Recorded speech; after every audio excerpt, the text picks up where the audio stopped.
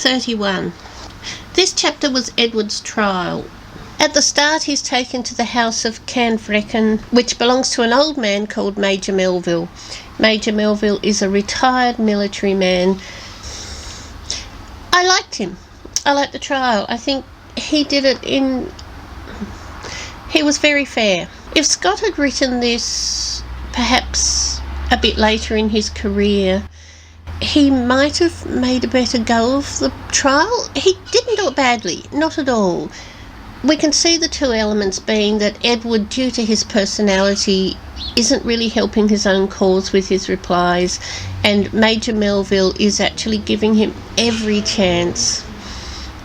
And that fits. Scott has set up the characters nicely for this situation. His execution was sort of adequate, but it was still a good scene. Like, they're minor criticisms. He did it well. They looked into the injury to the smithy, and that was basically dismissed. Major Melville said, given that the smith wasn't really hurt, and given the circumstances that led to Edward firing, Major Melville determined that that was really self-defence. He had little option at the time, and as long as he contributed some funds to the smithy's recovery, he could close the matter, which is how it went. So that was dealt with, and then he moved on to the more weighty matter of just who was this person before him, and was it the person that he had received word of that everybody was looking out for. The Major, before doing any of this, dismissed all the villagers. He kept 2 honest constables. So also present was the clergyman, whose name was Mr. Morton, and he was the one that first got the villagers to bring Edward to Major Melville at the end of the last chapter. We've got Ebenezer Crookshanks, we've got Major Melville, and we've got Edward. They are the characters in the room. They're the only ones present for this chapter. Mr. Morton is just sitting in the background watching, not really saying a word, and after Major Melville asks, "Who are you and what are you doing here?" Ebenezer Crookshanks steps forward and says he recognised Edward Waverley's horse as being the horse of Vicyan Vall, which he obviously knew from the start, which is why he was asking all those questions and not getting answers. So he said the groom was evasive and Edward was clearly lying when he came to his inn. He felt since he had now brought him here to Major Melville, he should be rewarded, preferably a money reward, but Major Melville doesn't feel this way at all. He says, well, why didn't you just report to your local magistrate the second he presented himself at your inn, if this is what you thought? So no, there is no reward for you. What's more, your involvement in this affair shall be raised at the next county sessions. So go home and wait for your summons. And in this way, Major Melville deals with Mr. Crookshanks, who leaves.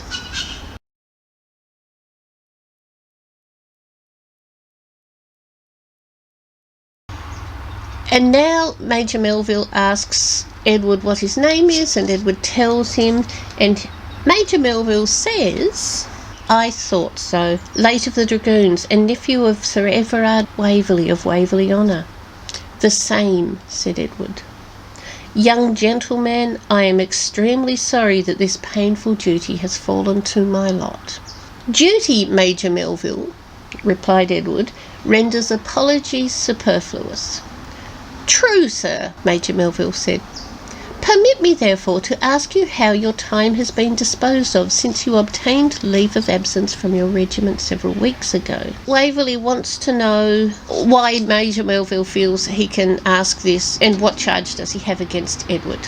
Major Melville then tells him that he's charged with treason. "You are charged with spreading mutiny and rebellion among the men you commanded, and setting them the example of desertion by prolonging your own absence from the regiment, contrary to the express orders of your commanding officer. The civil crime of which you stand accused is that of high treason and levying war against the king." Edward says, "How on earth can you charge me with that?" So Major Melville hands Waverley a warrant from the Supreme Criminal Court of Scotland. Edward is utterly astonished when he sees this and doesn't know what to say. Major Melville thinks this shows his guilt.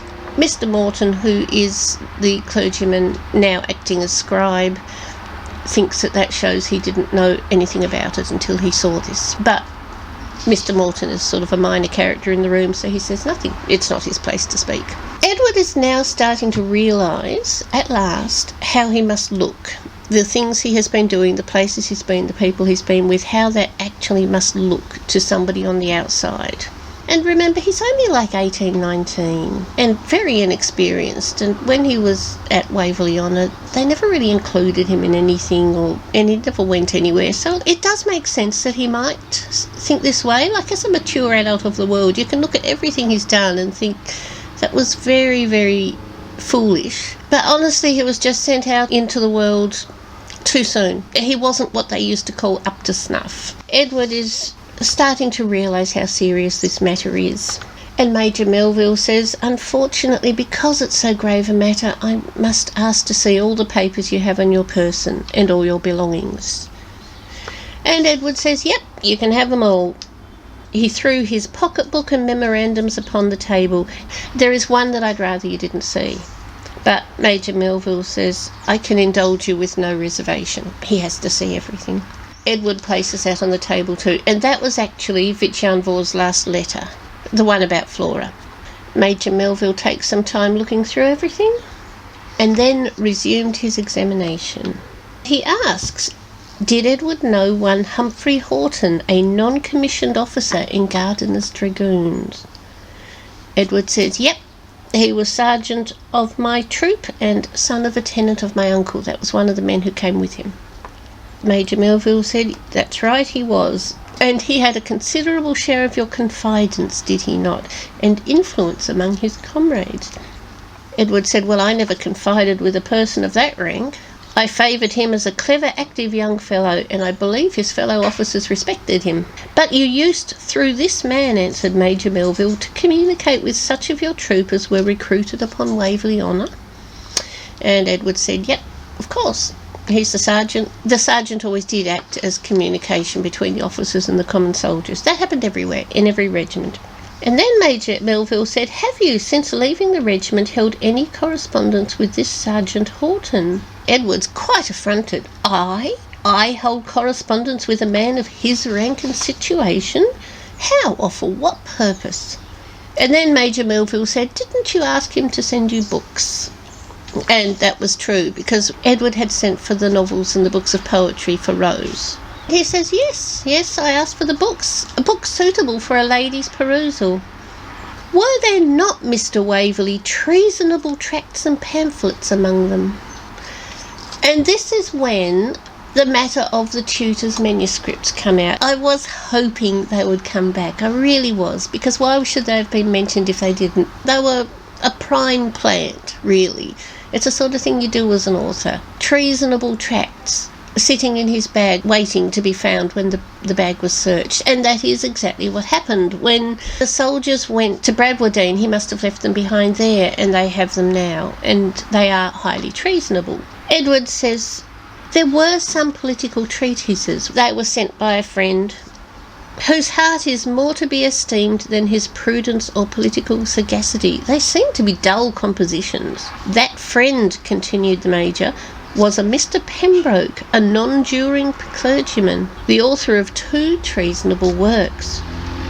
But I never read them, said Edward. I am not your judge, Mr. Waverley. Your examination will be transmitted elsewhere. So he's saying, like, I'm not really interested hearing whether you read them or not. He's just getting the facts straight. And now, do you know of a person named Wiley Will, a.k.a. Will Ruthven? Edward said, I've never heard of him.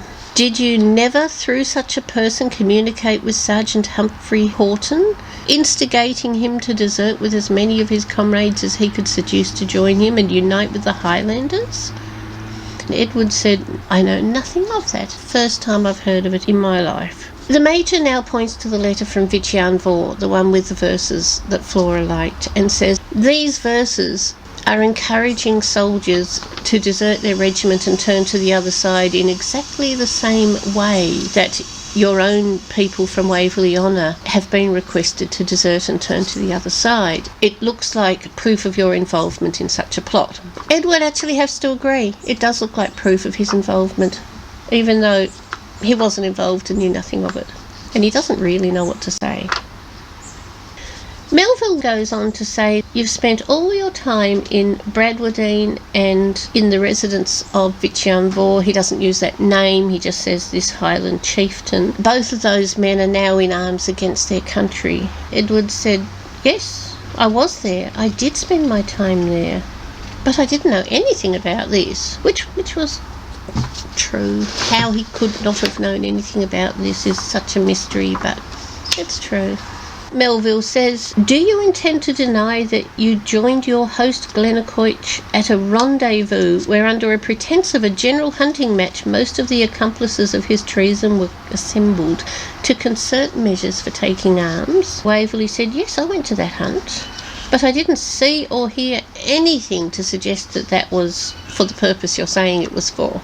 From thence you proceeded, continued the magistrate, with Glennaquoich and a part of his clan to join the army of the young Pretender, and returned after having paid your homage to him, to discipline and arm the remainder, and unite them to his bands on their way southward. Edward then explained that no, he'd heard himself, he didn't go anywhere near that, didn't see anything of that, nobody mentioned a word about that to him. The second he got back, he found that he'd lost his commission, and that was when he received that letter as well. He learned both in the same half hour, immediately on his return. And you'd think, really, like I've been reading these chapters slowly, so it sort of didn't occur to me, but that is true. He'd just come back. He could ride, but he was still walking with a stick. He came back. He talked to Flora. I suppose he might have been there a day or... No, I don't think he was. It's like almost instant. He read his letters. They went to see Flora. He proposed to her. He came back to the house. He didn't see her again. And it was the very next day that he left. He ought to still have this limp, this injury.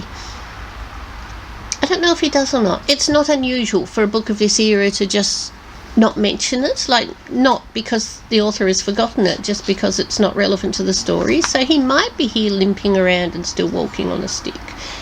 We just don't know. But you'd think if he was, that would be noted at this point. Major Melville then read the letters from Richard and Everard and Rachel, which Edward is also carrying. And Edward has said, look, these will show you. They told me to come back, and so I'm going back. I'm just doing what the letters say. But Major Melville views them very differently. They seem quite treasonous to him, and not only that, but Rachel, in her letter, actually referred to the royal family, George II's family, as the usurping family, which is outright treason, something nobody's allowed to say. So Melville is thinking, no, these guys are in it up to their ears, they're all in it, and he determines the only thing he can really do now is hold Edward as a prisoner and have him sent to a more senior authority. The final thing that's mentioned here is Major Melville has heard that Edward overheard a treasonous toast upon first going to Bradwardine and did not do his duty as a soldier and call out the person making the toast, but instead allowed somebody else to do that for him. As we know, that was quite unfair. He actually got up that morning fully intending to do that, but because the Baron of Bradwardine had already injured Bally, he could no longer do anything about that. Edward's realising now what a pickle he's in, and he just says, no, I'm not going to answer anymore. I've had enough of this. You guys are going to read something bad into everything I say. You're not actually giving me a fair chance. If I'm guilty, you can't trust me. I'll be lying. But I'm innocent, and you're still making me out to be guilty anyway, so there's no point. I just won't say anything more.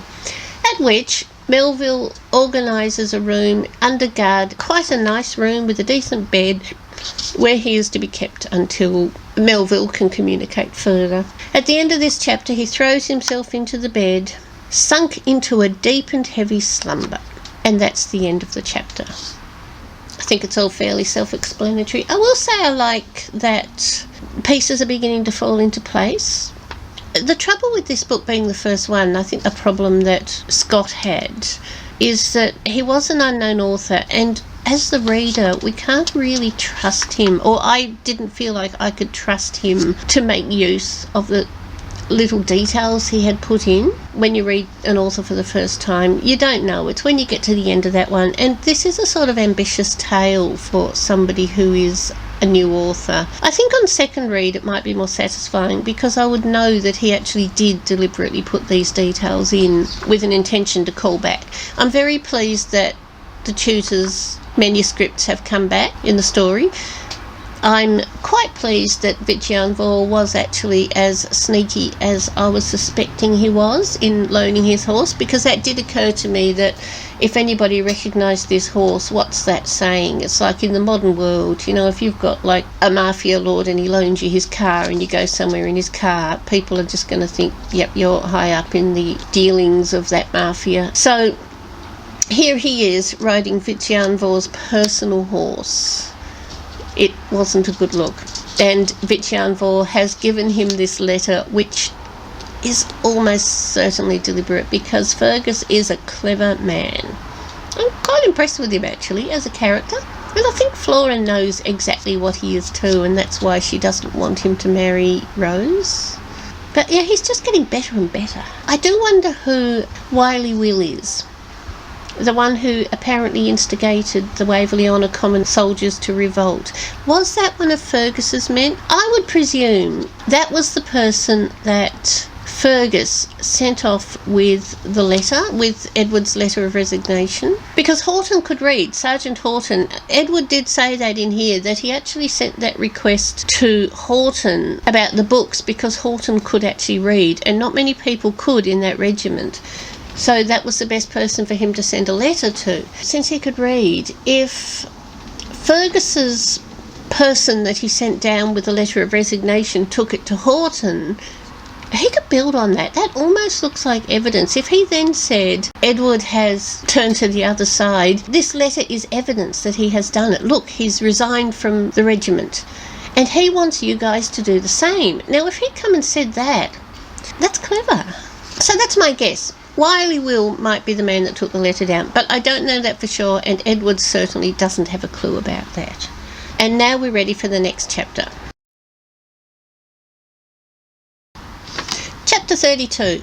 This chapter wasn't about Edward, and this is sort of a deviation in the writing style. In the first several chapters we really had the omniscient narrator, so it's not a complete deviation, but once he'd settled down to talking about Edward, the story has stayed in Edward's perspective, although every so often he jumped and told us something that somebody else thought or said. For instance, Crookshanks. He talked about how Crookshanks planned to charge them double without Edward knowing. It has, on the whole, only deviated from Edward in moments, seconds even. But now we have a whole chapter that Edward isn't in. And I think this is the first time this has happened. An entire chapter without Edward. This chapter is a conversation between Major Melville and the clergyman, Mr. Morton. Edward is in his room sleeping, and they have an evening meal. They don't talk about it in front of the servants, but once the servants have gone, they raise the matter. The chapter describes them in a bit of detail. Major Melville is a fair and just man, but he's seen a lot of service. He's seen the evil in the world. He knows that you can't really be sure who is good or who is evil except by looking at their actions. He thinks it looks bad for Edward Waverley. The clergyman, on the other hand, only really thinks about evil in terms of helping people to confess and overcome them. He has a much kinder view of humanity, and he generally sees the good in people. Both know this about the other, and it seems like it's a fairly common thing for the two of them to get together and mull something over. So they're sort of like the good cop, bad cop thing. They just brainstorm together from their different perspectives. It works quite nicely. Major Melville starts this conversation by saying, "I fear this youngster has brought himself within the compass of a halter," which means he thinks he's going to hang for what he's done. And the clergyman hopes that's not true. The Major says, "Even your merciful logic will hardly deny the conclusion." So then they sort of run through. The Major gives his reasons. He just throws all the facts together as he sees it. Points out that Edward comes from a Jacobite family, that his father is a disobliged and discontented courtier. His tutor is a man who was thick in Jacobite policies years ago, and when Edward took leave from his regiment, he went straight to the house of a Jacobite soldier who Everard had freed. The Major sort of pulls out all the elements here. This young man obtains leave of absence, goes to Tully Veolan. The principles of the Baron of Bradwardine are pretty well known. He engages there in a brawl in which he is said to have disgraced the commission he bore. Colonel Gardiner writes to him first mildly, then more sharply. He is invited to explain the quarrel in which he is said to have been involved, so apparently a letter was sent asking him to explain that event on that first day involving Bally. We know, since we're reading this book, that Edward never got that letter. He neither replies to his commander nor his comrades, because he didn't get it, but they don't know that. In the meanwhile, his soldiers become mutinous and disorderly, and at length, when the rumour of this unhappy rebellion becomes known, his favourite, Sergeant Horton, and another fellow are detected in correspondence with a French emissary, who urges him, according to the men's confession, to desert with the troop and join their captain, who was with Prince Charles. So the men have been told that Edward was with Prince Charles. In the meantime, this trusty captain is, by his own admission, residing at Glenaquoich, with the most active, subtle and desperate Jacobite in Scotland. He goes with him to the hunting rendezvous, and I fear a little further. So the Major doesn't believe that Edward was injured and went to the other person's house.